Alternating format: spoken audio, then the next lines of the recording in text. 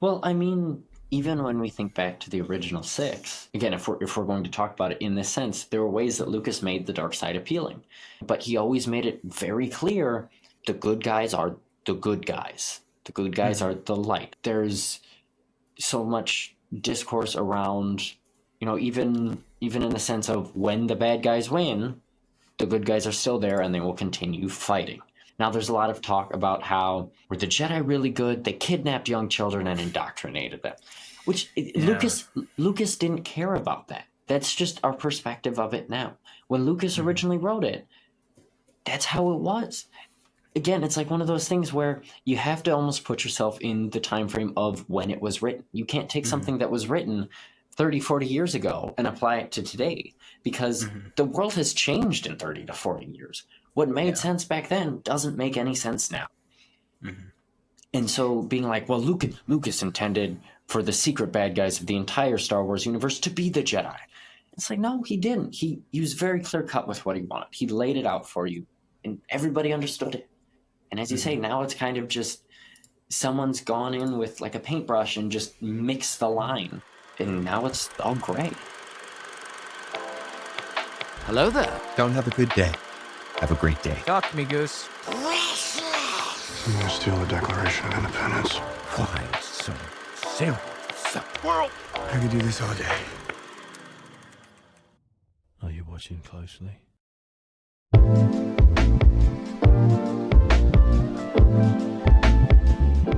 Because you don't have any social media or anything, I just looked up Isaac, and I don't think you have anything that comes up on you, so you're safe. Well, there is some stuff that'll come up on me. There'll be like Huddle, and I'm like C-list at best. Not that I'm complaining. You'd be a page 3-er on. It's my guess. Google. 2 or 3. I think there's actually multiple of you, so. I have clones. You do. Just about that. Sometimes there's groups of like Ryans, like a Ryan convention, and it'd be funny if you have I don't even think your name is that unique or that normal. Like it's a pretty unique name, and yet it'd be interesting to be like, hey, all the Isaac the world, let's get together. You want to know something wild? So my dad, I looked him up just out of curiosity because I knew that he doesn't like a lot of stuff on the internet, so I was wondering what was there. Apparently there's another guy named like exact same spelling, who lived like half an hour away from where my dad grew up, who got murdered and stabbed in the back and dumped in a river. And so I saw that. I want to say I was like a junior. Yeah, I want to say I was like a junior in high school, and I sent him the article and I went, "You're not dead, are you?"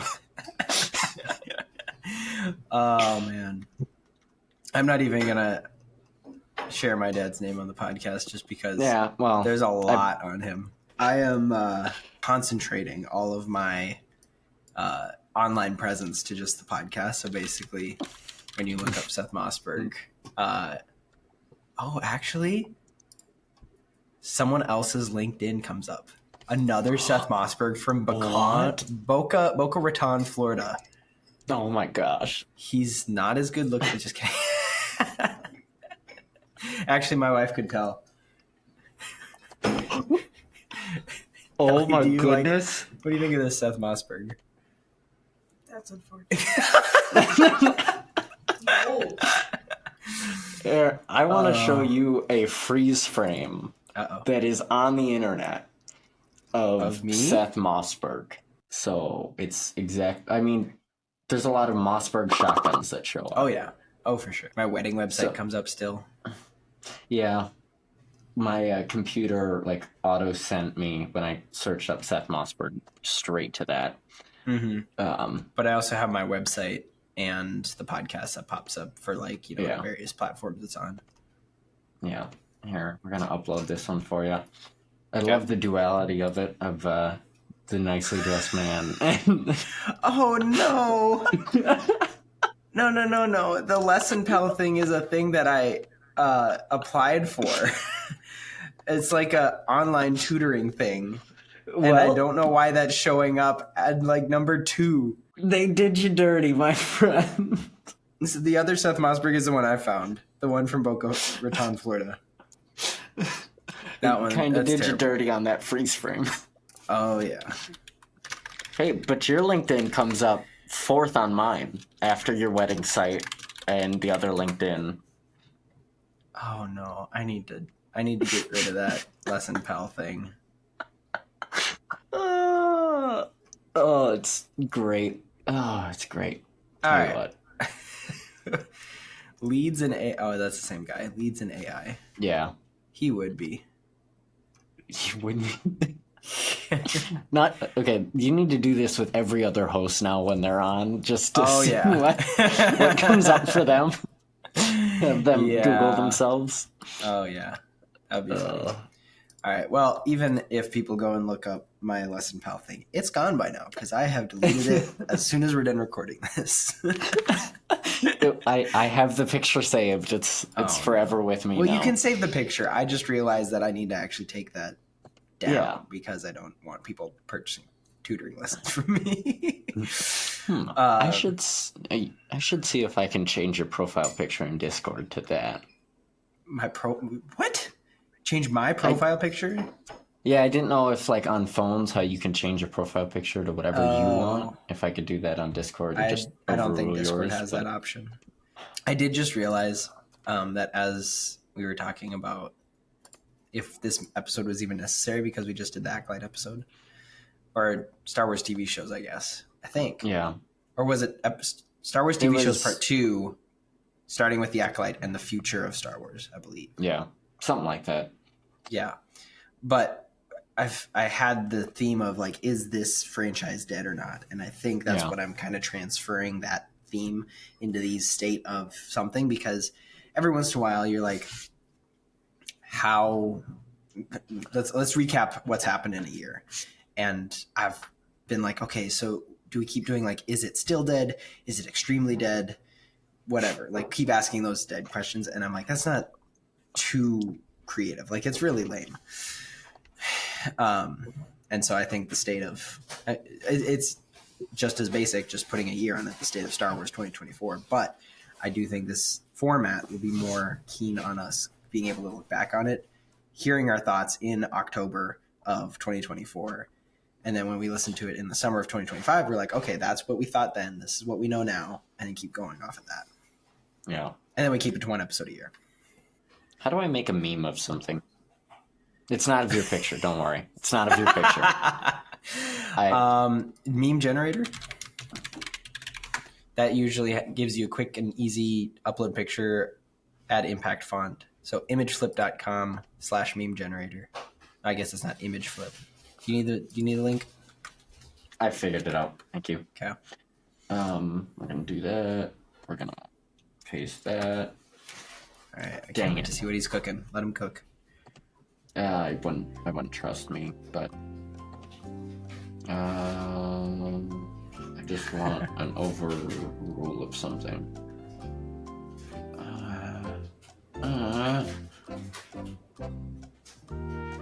Will this work?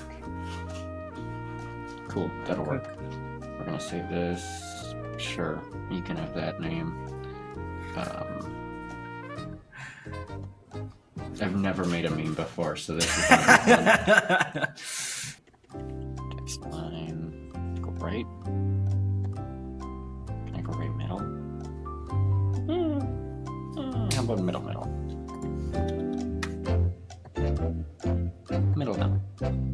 I'm choosing not to interrupt this incredible feat of creativity from you as you make your first meme at the age of 20. Alright, we're gonna try this now. Oh, that didn't download?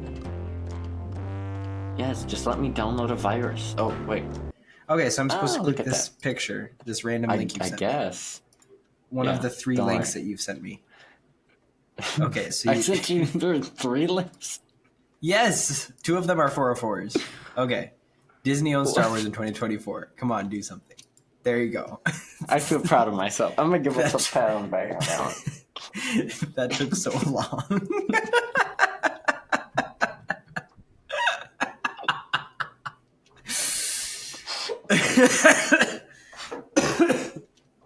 Seth, I was proud of myself. Seth waiting for Isaac to make his meme. Come on, do something.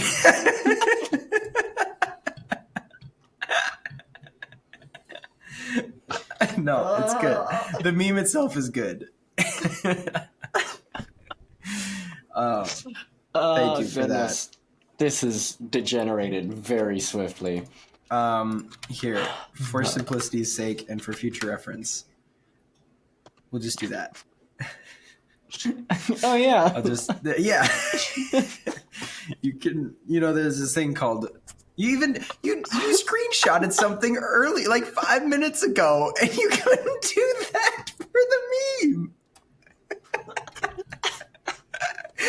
So it had an option to copy an image link and an image HTML, and then there's a picture of it itself.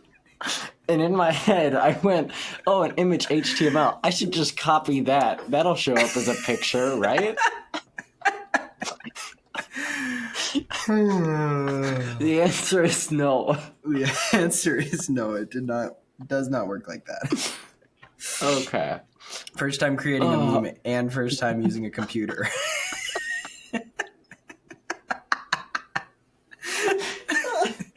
Is this actually going to be an episode or just be real footage of picking on Isaac? Well, it's definitely going in the funny moments. Okay. Okay. Well, now that we've spent 5 minutes making a meme about Star Wars. Be definite. It's been more than that, I think. Wait, did you make it in Meme Generator or something else? Yeah, I did. Okay. I made it in Meme Generator. It sounded like you had found your own version or your own pathway to get there. This is Meme Generator. Cool. Okay. I'm trying to think of what's changed in Star Wars announcements since last time we talked. We just did the State of DC with Zach, and he was, a lot of the news about DC is coming from James Gunn tweeting or sharing Instagram pictures of set photos, like things like that. That's where a lot of stuff comes from. And so we're getting a constant flow of that. Marvel kind of has more stuff in production. So we hear stuff about Daredevil a lot more, and, maybe Doomsday stuff comes out. And they're still producing stuff. Like they're releasing Agatha All Along is still coming out. I think they have one more episode that probably releases on Halloween week next week, which is actually the week that this comes out. But so there's things that are still coming out from Marvel, but Star Wars really kind of has. It's not Star Wars Comic Con. What's it called? Star Wars Celebration. There you go. That's what it is. Yeah. Which again is really weird when you see all the people who are, maybe a little too much into Star Wars. I saw a video, and I wish I'd watched it before this again. The Critical Drinker, who has not been too keen on Star Wars recently, had a video about, is the Rey movie ever going to come out? Like some people think it's just scrapped. He probably presented some reasoning for that. I do not remember exactly what it was, but I'll link it in the description because, again, he's probably maybe too critical of Star Wars, but also he loved Star Wars and wants it back. Like that's one thing that a lot of the reviewers that I watch say, especially when there's backlash against the Acolyte backlash. So Acolyte came out, they had fair words to say, and then people reacted to their reaction. And they were like, some people got like, you should die, tweeted at them. And they're like, it's not that serious. Like even which it's unacceptable, but it's unacceptable. It's an opinion. We're free to share our opinions, even though you might be wrong, but your opinion is your opinion. And so, they announced the Rey movie a couple years ago now. And we talked about this, I'm pretty sure. I remember because I think we had a reel that popped off about it, saying that no one really wants the Rey movie, and yet they're pushing it to keep being in production, whatever state it's in. It's probably stuck in writer's hell, same as Blade. And so something like that is probably where it's at, and I don't know that it's ever going to come out. I feel bad for Daisy Ridley because, again, the actors in many, many movies get blamed for a lot of things. And in all honesty, they can only be blamed for what they did. And if they put their heart into the role, even if they didn't have a good script or didn't have good visual effects, like, it's not their fault. And I don't think Daisy Ridley deserves all the hate that she gets. I think it's the way they've written Rey, the character, and she's just the face of Rey. So I don't know really what moving forward Star Wars is going to do. There's not actually a lot of hype. Like, even if Marvel has gone down the let's bring back RDJ train and rewrite our entire plan and not use Kang the Conqueror and instead use Doctor Doom,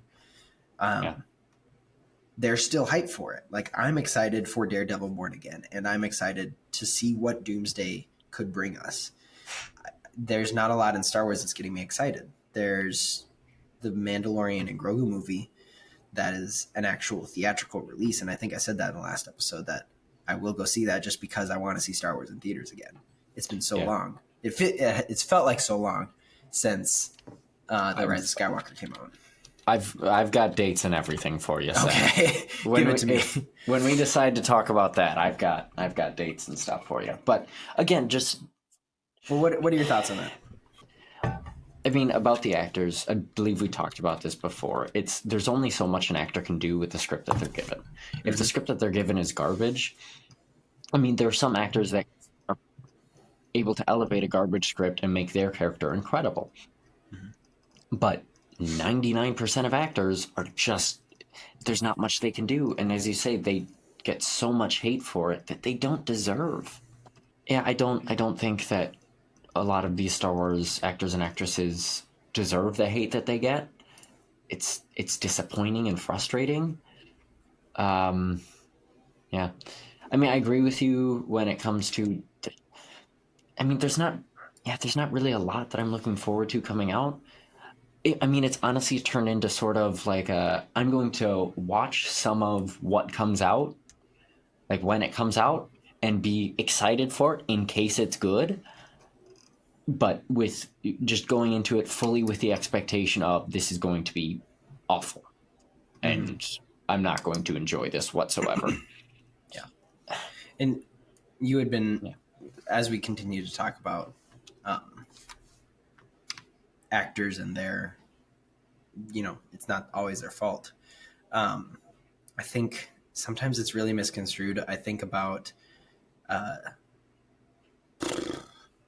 the Kenobi show, the Reva actress who felt like she was being attacked for her skin color. And then obviously, like, if she was, the cast kind of backed her for that. But I don't think she was. I think she was not even attacked. Criticized is more accurate. I don't think that she handled her character well. And also, I don't think the script was that great. She got stabbed in the stomach twice and survived both. Okay, so the second one I can understand if it went right through the already existing hole directly through her. The first one, you're a child. All of your anatomy, even if you go with the excuse of it missed all the vital organs, you're a child. It's more scrunched together. You're not missing anything, and that. Yeah. Sorry. Anyway. Yes, I think that was a situation of bad writing. She took it personally. Same with the Acolyte, I think, and I don't think Rey is the same situation. I honestly think, looking back, Rogue One is the latest Star Wars release that I've been excited for, unless release or theatrical release. I guess that would qualify as a theatrical release, and then Mandalorian is season 1 and 2 were pretty good, but I also would watch Rogue One over that. I've seen the meme pop up a number of times. It's the Disney really saw Rogue One and said, you know, that's a great movie. Let's never make another one like it. 100%. 100%. It is extremely accurate. It's like, that one was actually pretty good. You know, Yeah. I'm going to bring this up because my lovely wife, who can hear me right now, Be careful with what you say. showed me the Phineas and Ferb Star Wars special. Have you seen the Phineas and Ferb Star Wars special? Okay. I have not. Oh, okay. I'll add it to my list of things to watch directly after. It was made after Disney bought Star Wars, and it didn't ruin any of A New Hope. It just makes it a little more silly and gives a little backstory. It's not it was actually really good, especially for a kid's show. We had a number of laughs in that. And then you also told me that you were watching Star Wars Rebuild the Galaxy, Lego Star Wars Rebuild the Galaxy. And I've seen some clips of it, and it's like they really went in. Well, one, they changed. They tried to take everything and just mirror it. That's the most obvious thing, and I think that's a great idea for a storytelling aspect. But they also threw in tons of satire about the things that they wrote. Yes. So I want to watch it. Tell me about it. What I sent you was a literal quote from, I want to say it was episode 2. It was episode 2 or 3. I think it was episode 2. From Mark Hamill makes a voice appearance in this. He's a voice actor, but he makes a voice appearance for Luke Skywalker. And it's not even that things are mirrored. It's just things are mixed up and mixed around. There's Admiral Akbar clone stormtroopers. Do they all say it's a trap? 100%. Yeah, I knew it. It writes itself. So one of the awesome things about the series is, as you say, it pokes fun at itself, pokes fun at Disney Star Wars. And it doesn't take itself too seriously. There's a bunch of fan service. But Luke Skywalker quite literally says, and I quote, "Let me see if I have this right. In your galaxy," speaking to the Disney canon that we know, "my dad is mostly evil until he turns good for like 5 minutes and then dies. My own nephew betrays me and kills most of my best friends, and I spend decades alone until I use the Force so hard that it kills me." They're not taking themselves. Yes. Even they realize it's stupid and ridiculous and makes no sense whatsoever. Yeah. It's, oh my. I wonder how those lines got in there. I don't know who wrote those episodes, but I feel like it's somebody who actually is passionate about Star Wars. And of course, the Lego Star Wars medium has been used for a number of Star Wars gags throughout the video game existence and the TV show existence. Like, it's so good for that. And obviously, like, Kathleen Kennedy is not writing these movies. She's approving some of them, or she's approving them, and she's hiring people to write it. But also, like, did this OG trilogy fan get in and write these episodes and actually critique Disney Star Wars? It kind of makes sense, but also, like, how did it get through? And I'm glad it did, and people are loving it. So the writers of Lego Star Wars Rebuild the Galaxy are Dan Hernandez and Benji Samit or something like that, which, shout out to you guys, absolutely phenomenal. They've worked with each other, it looks like, on a couple of other projects, including like the Detective Pikachu movie and Teenage Mutant Ninja Turtles animated or something like that. There's an animated movie earlier this year that was really good. It was... where is it? I had it. Teenage Mutant Ninja Turtles Mutant Mayhem. Yeah, that was a movie earlier this year. That was really good. Yes. So it's just very interesting that, like you said, somehow this got past all of the different layers of Disney, not representation, but like Disney's naysayers. It somehow got past all of them and managed to be funny. It not even just the script got past them, but the stuff inside of it. There's so much fan service in this movie. They've got Darth Jar Jar. Darth Jar Jar blew my mind only because that's been hinted at for so long, and I don't think it's been in anything else that they've made by hand. Like, obviously, it's been in... Not that Disney's made. Okay. There's a robot chicken thing that has Darth Jar Jar, which is amazing. No, like I'm saying, plenty of spoofs. And that's the joke among the Star Wars community. And just acknowledging that, kind of admitting that he's not he's not Darth Jar Jar in canon, and he's not the Phantom Menace, as some people say. But at least giving it to us in that format is just so good. Oh, and again, this is how the show like plays fun at itself. Like the character, like there's no longer a rule of two, and as our main character kind of gets boxed in, a bunch of Sith walk down, and he's like listing some of them off, like Darth Ray, Darth whatever, Darth Jar Jar. It pokes.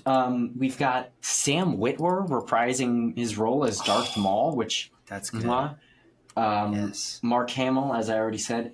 D. Bradley Baker comes back. Anthony Daniels comes back to reprise C-3PO. It's okay. Is that any surprise? Like when we watched the Phineas and Ferb special, and I'm like, he doesn't play C-3PO. Like what? That's impossible. but like again, it's like the authors. Wow, the script writers and the directors, as you say, it's like they must be old timey. They must be OG fans because they know what the fandom wants, and they play to that, and it worked out. People loved it. I've got a whole list of things that I want to talk about especially as we're talking about state of Star Wars or whatever we're gonna call this. Yeah. So if you want to say something, I suggest you say it now before I get started on this. I don't mind that at all. The one thing I was thinking about when you said it's a very fan servicey show, that's fine.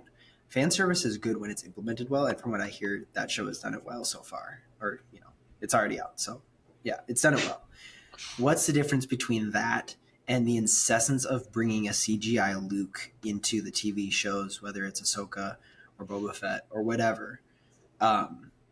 That's a different type of fan service that it wasn't unwelcome. It just felt out of place. Like it's like that seems a little odd that you're doing this. It felt forced upon us. And I think a big reason why it felt that way is because it took itself so seriously. Like when Luke shows up in The Mandalorian, we have a whole hooded, cloaked, lightsaber, deflecting blaster bolts, chopping down droids. His X-Wing shows up. We're all wondering, who the heck could it be? Who could it possibly be? And it's revealed as Luke, and it's like, I'm not too crazy about that. And it just continues to just like march forward of, give me the child. I'm taking the child. Whereas, or even like with Marvel, with all of just the insane amounts of cameos and fan services, whereas this, it just knows not to take itself seriously. Like yes, in a sense, it's kind of forced down our throat because we have to acknowledge the fact that, Darth Jar Jar's in this show. But it's also, again, that just, I know I'm not taking myself seriously with this. Like, from the whole premise of the show is that the universe is rebuilt. Everything that we knew is different now. Yeah. And it knows not to take itself seriously, and I think it does a great job with that. Yeah. And I don't think Star Wars is meant to be a ton of fan service. I think there can be cameos and world connecting, but I'm thinking about, let's say the OG trilogy releases, blah blah blah, it's a trilogy. Trilogies, you expect to see the same characters. Prequels release and you have some overlapping characters, but more or less it's a backstory, like Owen and Beru. You kind of expect to see them at the very end. Maybe you didn't expect them to see them in Attack of the Clones, but you're going to see them, and you're going to see people in different ways, like Obi-Wan and Anakin, because they're the main characters, and all that. Yoda is there, but it's not like a fan servicey thing. They play into the story, because it's their story. That's what we're learning about going into the original trilogy. After that, it really seemed like any cameo or inclusion of another character from a previous iteration of a story was to have people be like, oh, he's from that thing. The he's from that thing is from the pitch meeting videos where he's like, he's from the title of the movie or something. And that's okay. It's just, it's become very gratuitous. And I think they've been riding on that hype. I think the only good things that they have really introduced, one is Grogu. Grogu did them numbers making a Baby Yoda. That 100%. That made them money. But honestly, thinking about the sequel trilogies, obviously they made toys for those characters. But like I said in the last episode, they want those characters to be the ones on the lunch boxes and the main toys that kids have. And in all honesty, they're never going to be that. It's still going to be Luke, Han, Leia, Chewie, R2-D2, C-3PO. Those characters are the ones that are going to be at the face of Star Wars. And I don't think they can reanimate that part of the whole fan base. I mean, they tried their best. They got rid of Han. They got rid... I mean, unfortunately, with Carrie Fisher passing away, Princess Leia was gone. Luke used the Force so hard, and he was so sad that he died. It's... As you say, they just try to push everything to these are the new faces of the franchise, but you can't really do that when everything else is just so iconic. And you're trying to make parallels with all of these old iconic things, but it's never going to hit as hard. Yeah, I think they're just trying to summon the magic. And in all honesty, they fired the magic when they bought it from George Lucas. I'm not saying that it's his baby. Yes, he's going to come out with Attack of the Clones level dialogue, but that's what made it so endearing, and that's honestly why we love it now. That's why it's so great when you have it on DVD or Disney Plus. I can skip. I was watching Revenge of the Sith earlier yesterday. I quite literally watched the first scene, skipped to General Grievous, watched that, went to Anakin doing his thing, watched that, Obi-Wan. I skipped by all the dialogue. I don't need to worry about that anymore. Okay, here's a hot take.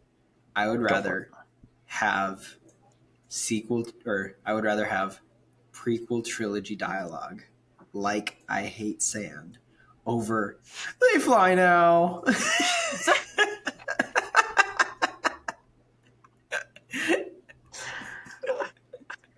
Just saying. Yeah. I think if we could have gotten George Lucas's prequel style dialogue, like voiced over the sequel series. Sure. I think it would have done better. I'm going to be honest. Even if all the action and everything stays the same. Which it's hard work there. You're fighting a losing battle. I still think it goes better. Gotta be honest here. Yeah. So you agree with me? Is your point? Oh yeah. I mean, I think what would have made that They Fly Now scene so much better is if when all of the characters sink through that black sand, I think it would have been hilarious if C-3PO pulls out I hate sand. It gets everywhere. Oh, kicks that up my made joints. It a little bit better. Oh, that would have been way better. All right, you have a rant. I hear you're riling yourself up. You're getting ready. I have, for our YouTube audience who's watching, I have stats and notes and all that fun stuff. I saw numbers. I'm very curious. Oh yes. So I 40 minutes before we started, I went to IMDb. And I was originally going to do a comparison of IMDb to Rotten Tomatoes. And I looked at the Rotten Tomatoes scores and went, absolutely not. Because I believe they had Ahsoka at a 98%. And a bunch of hundreds, which, no. But, so I did a look. I did a look. You did a look. I took a look. In terms of movies, the last theatrical release of any Star Wars movie was The Rise of Skywalker in December of 2019. Yeah. So pre-COVID was the last time we had a theatrical release. And in looking at the IMDb ratings, again, I'm going off of IMDb, going off of their ratings of the theatrical release movies, it is a solid downhill slope. It goes from The Force Awakens and Rogue One at 7.8s to The Last Jedi and Solo at 6.9s and The Rise of Skywalker at a 6.4. It is just a downhill slide. I need a graph of this.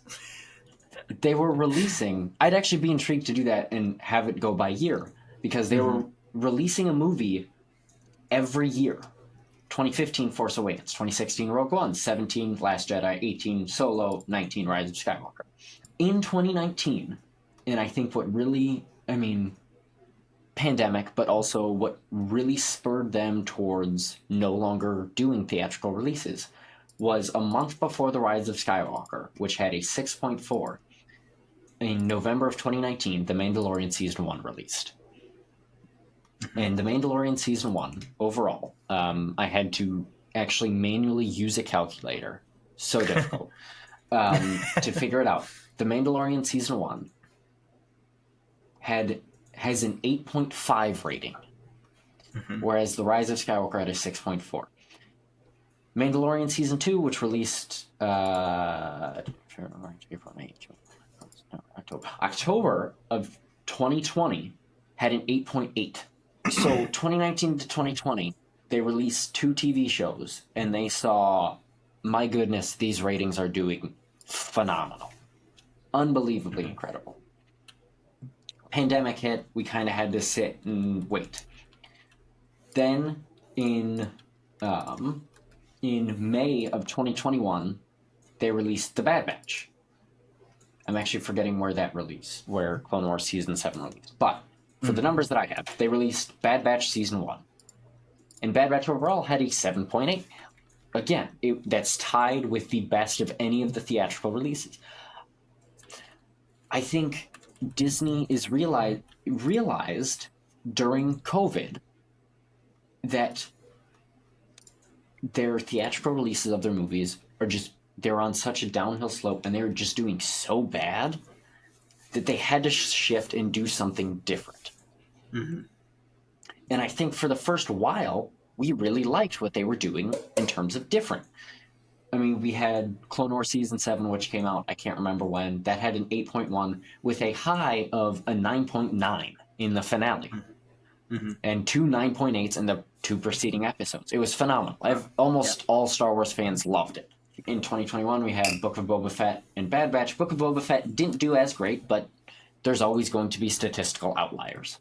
In 2022, they just decided to continue on with the train, and they released Kenobi, which again was down. It was a 7.0. It kind of started looking like what they knew from the theatrical releases. And Kenobi was supposed to be a theatrical release, and then it got changed to a TV show. Yeah. Which makes me wonder, did they, again, see how well the TV shows were doing and decide, instead of a theatrical release, which will probably bomb, let's do a TV show. That seems to be doing good. Didn't do as good as the rest of the TV shows, but still better than the last 3 movies they released. In 2022, they released Andor in what's before October? September? In September of 2020, I just PSA, when I count months, I have to use my hands because I don't know months off the top. Anyway, sure. In September of 2022, they released Andor, which is an 8.4, which is only beaten by The Mandalorian. Still to this day, Andor is number 2 in terms of Disney-acquired TV shows. That's odd because Mandalorian was good, but Andor was really good. I did not expect Andor to be second. Yeah. The 3 seasons combined of Mandalorian are an 8.6. But in 2022, they released Andor, which had an 8.4, which again started that upward climb. In 2023, they released Mandalorian Season 3, which was a 7.7. So, again, they went from a 7.0 to an 8.4 and a 7.7. So it's an uphill slope for them again. Anything else in 2023? Doesn't look like it. Then we jump to 2024. There were actually a couple of things in 2023 that I feel like I remember originally being there that were postponed back. 2024. Well, I think there were little things like Tales of the Jedi and such that I don't think. Correct. I didn't look at Tales of the Jedi, but I think those were mid-7s, if memory serves. Which again, I enjoyed those. I liked them. Mm-hmm. And if it's a mid-7, that's holding. It's a little bit lower, but it's holding steady. It's not as steep a decline as in the past. 2024. These dates are definitely wrong. Maybe Ahsoka was 2023. That would actually make sense if Ahsoka was 2023. But Ahsoka scored a 7.5. So again, it's downhill, but it's leveling itself out at kind of a mid-7s, which is just slightly worse than their best 2 theatrical releases for movies. June, July. Yes, in June of 2024, they released The Acolyte, which has a 4.1 rating. And again, we've discussed this. It's been kind of just all kicking a dead horse at this point. A lot of people have a lot of different ideas why they think the show did so poorly. Regardless of why people think it did so poorly, it did do poorly, and it kind of tanked them. And only now with Rebuilding the Galaxy have we seen that it Rebuilding the Galaxy is a 7.3. So they're on a downward trend. It's not as steep as it was with the theatrical releases, but it's still a downward trend. So what that means in terms of what they're going to continue doing, if it continues to go downwards, are they going to go back to theatrical releases? It kind of sounds like that's an idea that they have with the Mandalorian Grogu movie, with the Rey movie. We're for sure getting another one in December. We're getting Skeleton Crew coming out December 3rd. Mm-hmm. I've heard mixed feelings on it. Some people think it's going to be just a Stranger Things Star Wars ripoff. Mm-hmm. We'll have to see how it does. If that continues the downward spiral that Star Wars kind of has had, it wouldn't shock me if they release 1 or 2 more standalone TV shows and then decide to, release season 2 of Andor and season 2 of Ahsoka and season 4 of Mandalorian, and then jump to theatrical releases just to try to reset their ratings, I guess. Yeah. But again, it's on, in my opinion, kind of a concerning decline. Mm-hmm. It's not, again, as I said before, it's not as bad as the movies, but it's still working its way down. And I don't know what Disney could do to reverse that. Yeah. Short of decanonizing the sequel trilogy, but there'd still probably be people upset at that. So yeah, that's something I'll keep I'm going to keep an eye on when we come back to this in a year, maybe. We'll look at what has released since then and see if it's still a downward decline or if it's leveled out, gone up. We'll see. Yeah. You said something about, the true fans, as in the people who really like the original 6 movies. They would want the sequels and anything else decanonized so that you could start again. But again, not start completely again, because then you don't have Star Wars. But the thing that I've seen a lot from Disney recently, this marketing technique that you want to both, at least with social media, and as I'm in social media for my jobs, you want to appease your current audience, your current followers, as well as bring new people in. So you want to give, if that's your goal. Some people just want to bring new followers in. Some people just want to serve their community, their followers, and don't expect, if they get followers, it's from word of mouth or something. And so you can't, the middle ground is very hard to try and make something for your audience and for new people. More likely that that mentality is trying to bring in people who think like your followers. And I think that's where Disney has struggled, and they have failed in that. They had their following, they had their group of people that like Star Wars, and they basically more or less completely ignored them for the sake of new people trying to bring in more people, because it's all about a business and marketing and bringing in money. They need to make money. Yeah. And so I'm not saying they completely ignored their followers, because they, still gave fan servicey moments and built somewhat off of the original story, but they really are not focused on those people. They're more focused on making sure that they're allies with their new followers. I'll put it that way. Yeah. Well, I agree with you. And it's not even just that, they provided some moments to like the fans of the original 6. Almost quite literally, The Force Awakens is a ripoff of A New Hope. There's not a rescue, but there's a strategic insertion that happens, and in the process, we learn critical information, and there's a Death Star trench run, there's an epic lightsaber fight, epic based off of what we've seen in the past, with hindsight. There's a space station blowing up, there's a super laser used to blow up a planet. It's some orphan kid in the middle of a desert planet figures out they have a force, gets a lightsaber. It's the exact same thing. And then, I mean, even The Last Jedi kind of has some scenes that are very, very evocative and similar to Empire. There's there's nothing as groundbreaking as the iconic Darth Vader Luke twist, but there's a battle in the trenches, there's walkers, there's all of that. Yeah. And then they've sorry, go ahead. I remember seeing the Rebuild the Galaxy clip of that scene from The Last Jedi. He's like, salt and pepper. Achoo! Again, they don't take themselves seriously in that, and it's so much fun. Good.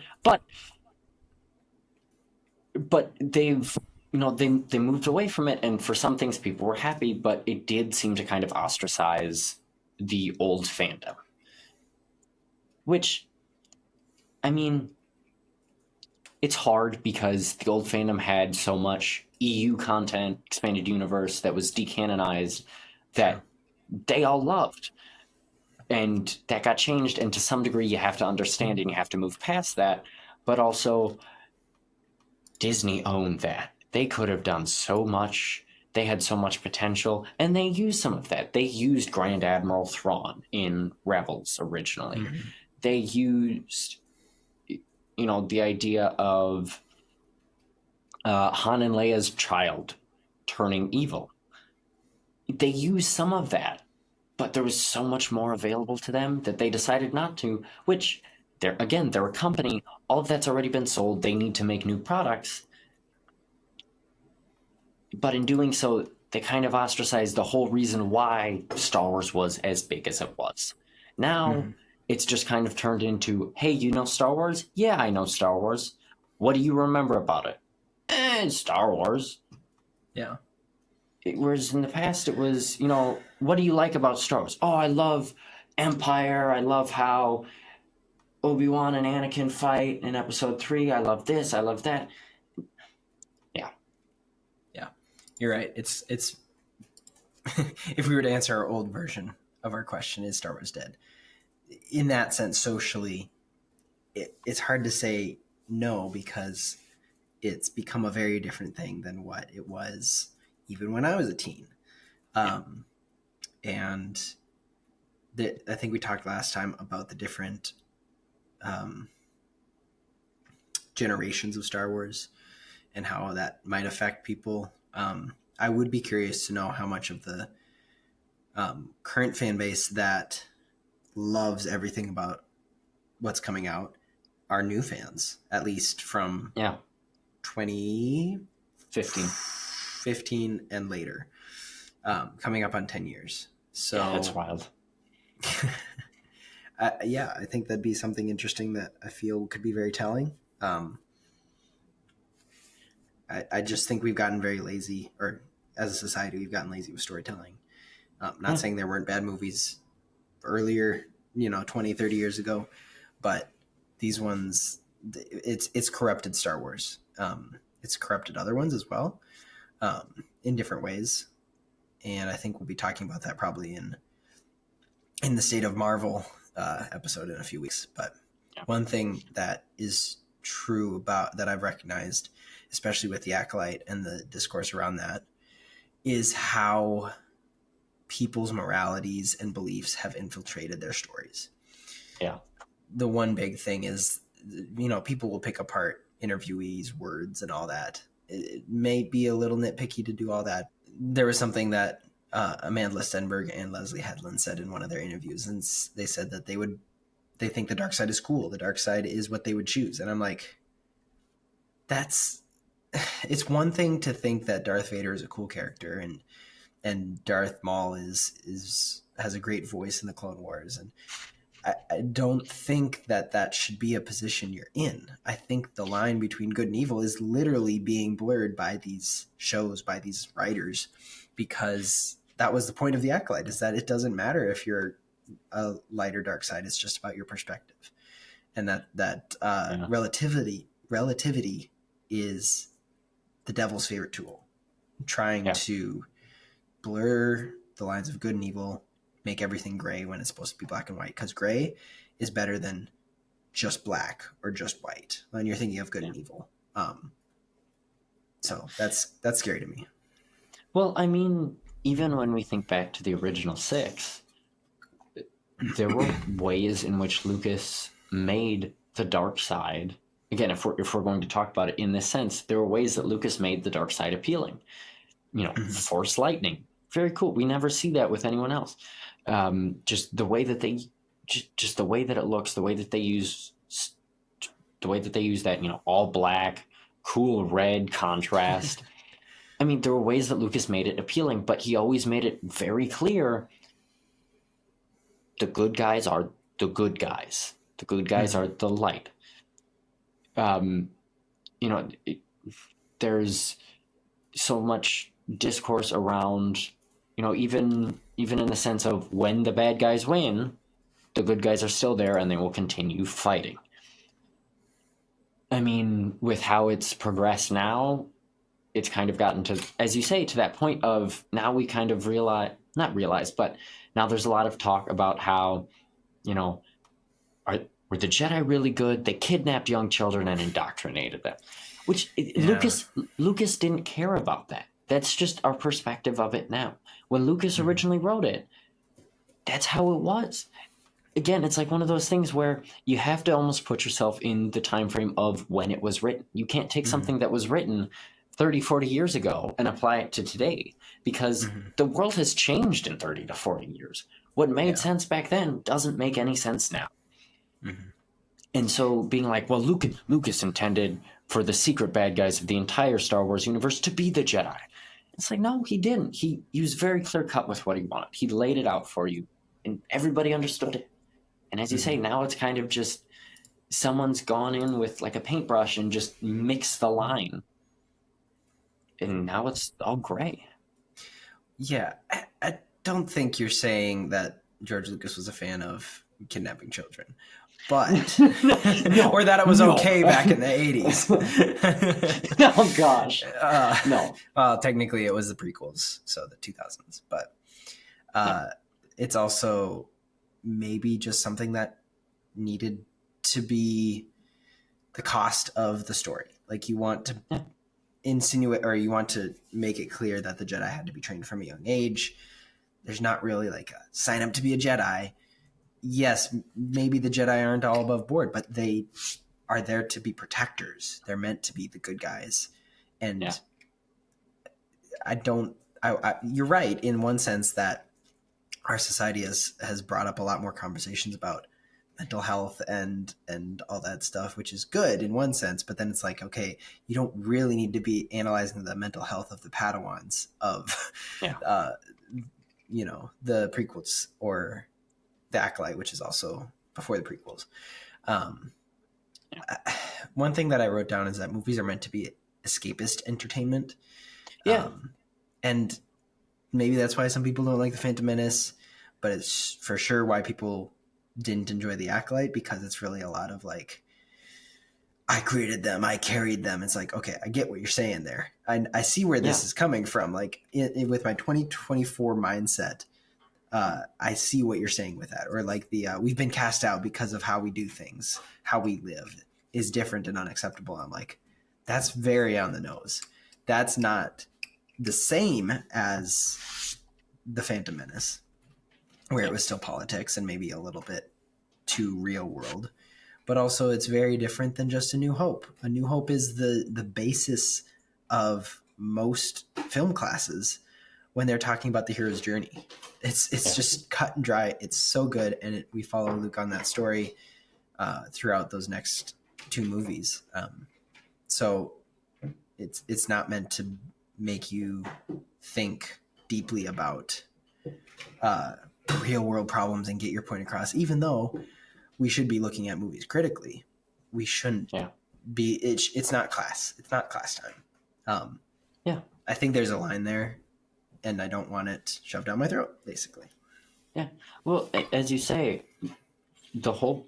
at least in my head, the whole point of going to movies when I was a kid was so that I didn't have to, that was an hour and a half where I got to, step away from the way that the real world was and enjoy just, the fun, the humor, just the absurdity at times of the movie. I got to take a step back from reality and enjoy stuff that wasn't real. And as you say, now with the way that things have been going, it definitely does seem like it's kind of moved from taking a step back from reality to taking a step forward into reality. We want to make a lot of stuff going on in this, stuff that we are going through right now. And, hot button issues that have been happening for the past who knows how many years. That's not why I want to watch a show. If I want to do that, I'll go watch the presidential debates. That's not why I'm wanting to watch a Star Wars show. I want to watch. When I watch a Star Wars show, there's some very simple things I want. I want lightsabers. I want blasters. Maybe a starfighter, dogfight or two. Some explosions, of course, and then some really cool voice acting. How about very simple 2 piece? How about a prison escape with one way out, one way out? Look, man, we're iconic one-liners. That's what I'm here for. Yeah, I don't want real world issues. So, yeah, be that how it may, that's just the way that it's going right now, and it's sad. Yeah, I think something that we can take away as Christians is realizing that there is truth, goodness, and beauty in the world. And even though people won't acknowledge it, I think that's where some, I believe, atheists or non-believers or whatever couldn't put a finger on why the Acolyte was bad.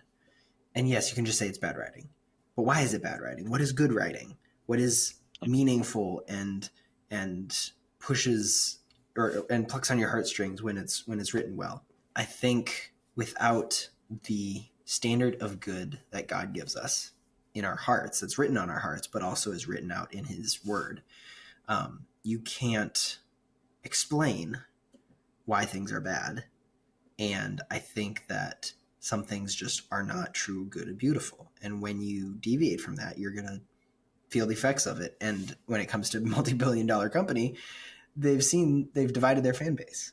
And I honestly think that if Andor season 2 is just as good as Andor season 1, it's not just that us contrarian fans just want to be contrarian to Star Wars. It's like, if it's good, like Lego Star Wars Rebuild the Galaxy, we're going to have fun with it and we're going to love it. If Andor season 2 is good, then we're going to all love it. And some people are going to be like, but it's not the Acolyte. just take it for a good show. Like, I'm assuming it's going to be a good show. Maybe are we going to be able to watch Andor before the next State of the Star Wars? I believe Andor season 2 was originally supposed to be December of 2024, and it got moved back. I want to say to mid 2025 or something like that. Oh, maybe we will wait to do that. Early 2025 premiere, and we have not received an official. Like, that's when people assume because of when the filming wrapped and such.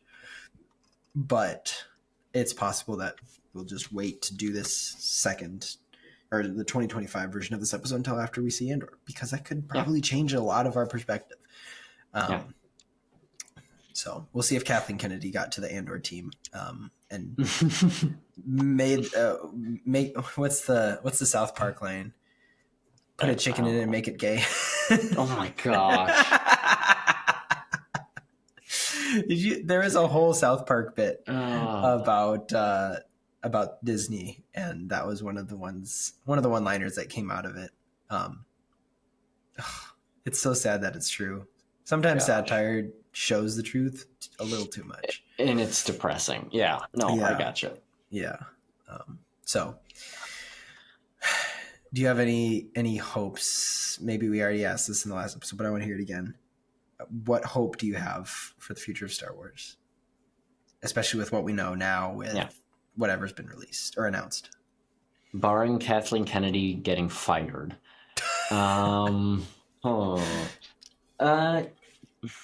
Andor season 2, kind of holding out hope for that. Just with how good the first season was, you and I have ranted and raved about it so much. 2 full episodes. It's probably a little long. It's probably a little long for. Well, that was the first one that we recorded. I didn't know what I was doing. It was early. Mandalorian season 4, just to see how that goes. But if it's all about Bo-Katan, I'm not really interested. I want to see Mando. This is where you and I differ. Okay. I am really interested in. And maybe it's just the EU that I've read, the legends that I've read, but I'm really interested in like the actual Mandalorian culture, and just how that all plays out, especially with the way that Disney perceives it now, and especially post Rebellion, where we basically saw nothing of Mandalorians. Just I'm intrigued to see how that all works out. So maybe for you it's not super interesting. For me, I'm looking forward to it just to see if they continue with the Mandalorian theme, how that all plays out, if it's lore accurate, or if they decide, hey, instead of the normal Mandalorian way of we're going to fight everybody until we figure our problem out, they're like, you know what, why don't we just, shake hands and sign a treaty? That should work. So Mandalorian season 4, Bad Batch is over. I enjoyed that. Clone Wars is done. We've established that. And then I guess just kind of seeing what they come out with for theatrical releases.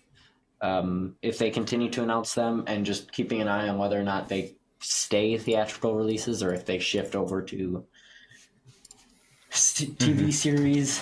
And then the nerdy part of me, I guess, just keeping an eye on ratings just to see how that all plays out, and if my, not assumption, but my hypothesis holds true. Fair enough. We will see where we're at in a year. It's going to be less than a year. I wanted these to be summer episodes, and they just got away. Or, I had the idea too late in the year. It's a bit more of getting away. This is supposed to be a summer episode. Yeah, I know. Well, I'll close it. I'll wrap it. While you while you let him charge. No, I can get. Oh, you don't trust me after the last time I tried to wrap him? I thought that went well. Personally, I enjoyed it. I thought it was good. I think maybe it was even Ellie. You and Ellie. Ellie joined in on that one. Yeah. She did the outro. Yeah. Do you want to, just for the sake of doing it? And that, ladies and gentlemen, at least in the terms of Seth and I's opinion, is the state of Star Wars. Join us again next time What's the next episode, Seth? What's the next episode that you're going to release? Actually, I'm going to keep that one a secret just because it's a pretty big one, I think. Okay. That, ladies, join us next time, ladies and gentlemen, for a secret episode. Ooh, with Seth and... I don't even know. I don't know if I'm on this one. That's why it's secret. I'm just saying. Oh, they'll okay, figure it out if they join the Discord, which you should be plugging at this point. True. I guess join the Discord, all the socials, leave reviews, all that fun stuff. But I guess I'll be seeing you next time along with Seth. So, outro, music, scene. I don't know what we're doing. Outro. Seth, you can close it out as you normally do. Okay. Go ahead. Sounds good. They'll see me when? I like this. I don't know if you want to join us for our year-end review because we have something special for that, but we'll see if we want to do that. Otherwise, I don't know when we'll see you next. Something Star Wars related, probably, or some fringe thing that you watch that you're like, oh, I want to do that. All right. So what's really funny is after we wrapped, I wanted to talk to you about something in the future. Sure. Okay, sounds a fringe thing. A French thing? A fringe, not French. Fringe. Oh, oui. All right. Until next time, know that you're loved. God bless. Goodness gracious. God loves you all.